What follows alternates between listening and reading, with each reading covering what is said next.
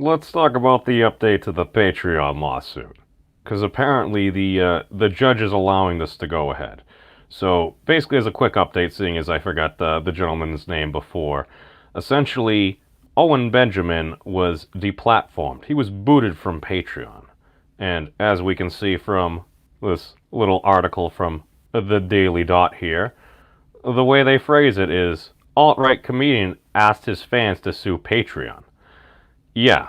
So essentially, what the hell's happening here?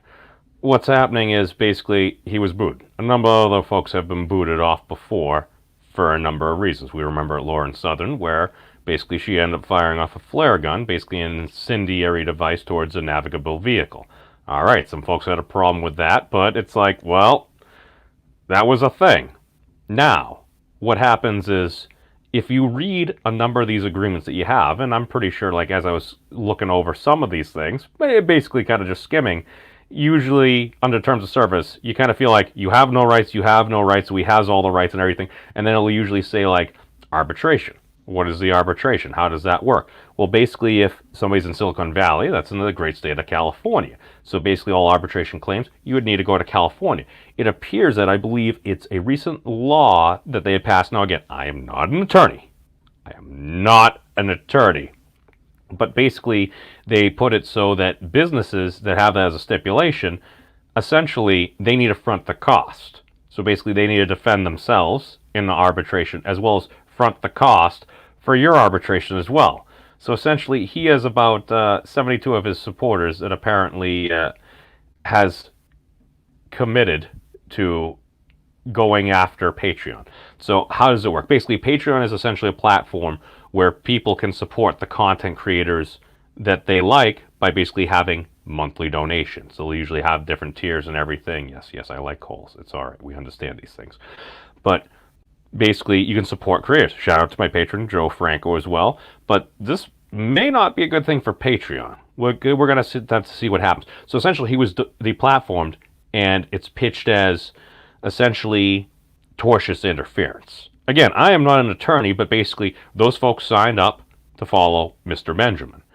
And since he was removed there, those folks like, well, we wanted to support Mr. Benjamin, so you're kind of interfering with this. All right.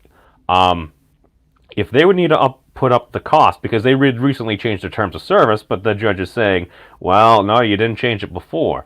So if each of these people sues, if you've got 72 folks, and you're talking about, oh, I don't know, like $10,000, I mean, even if that's just their cost of an attorney or legal representation and paying for the other side, that's almost $750,000. And then if you had folks like Sargon of Akkad, who had upwards of 3,000 patrons, if even just a third of those go in, that's a lot of money. I don't know, what's that, like $10 million?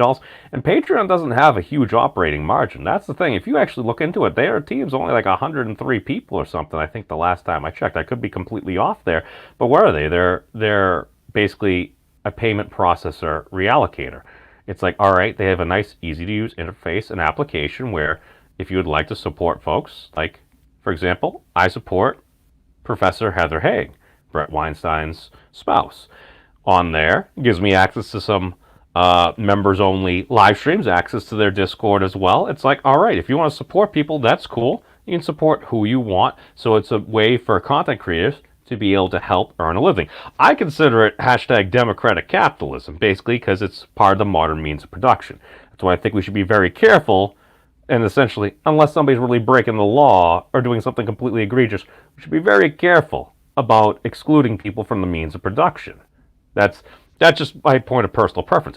But what ends up happening here is, if this goes ahead and this ends up setting precedent, what happens for all these other companies, these big Silicon tech firms, that essentially have these same clauses? Because if you read them from all these different agreements, it kind of seems like a lot of the same thing. Why? Well, if everyone else is doing it and they're big players and they're doing well, why wouldn't we essentially do the same thing?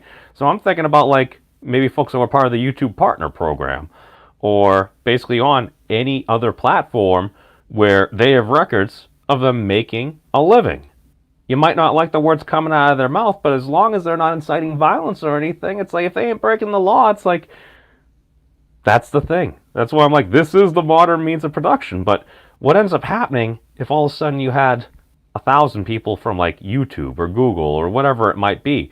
10,000, 100,000 people. Like at 10 grand a pop, that's like, oh God, that's a lot of math. There's one thing I've learned during the past few years. This math is hard. That's why Andrew Yang's campaign thing, they had the hats with hashtag math. As well as a pandemic where the $6.2 trillion that we spent, we could have essentially given every adult American almost 30 grand. I'm just saying. Again, I'm hitting those points home. But again, I see you all there. Hail. Oh, where's my cursor? All right, we can stop sharing screen there. But Hail Dave, SSM, Janice, K-Shell, I see you all there. But this is the thing. If this ends up going ahead, and this does set precedent because the judge is essentially ruled on it. He's then going to end up having his essentially final ruling about going ahead with arbitration coming up. But I don't know. This could be very big, so we're going to have to keep everyone apprised. I see you there, Joe. Thank you for coming in, but we're going to have to see what happens. I think end up worst case scenario, if Patreon ended up going bunk, they still have all the infrastructure. They have the application, everything. They might just file for bankruptcy. I'm sure somebody else will buy them up or do something like that, just because you already have a lot of folks that are part of it and everything. And I have no idea. Again, I'm not an attorney. I'm just giving my opinion here, but this is the way I see it as now. I'll keep folks apprised. So thank you all for watching. Peace out, everybody. Be safe, and long live the elbow bump. Boop. And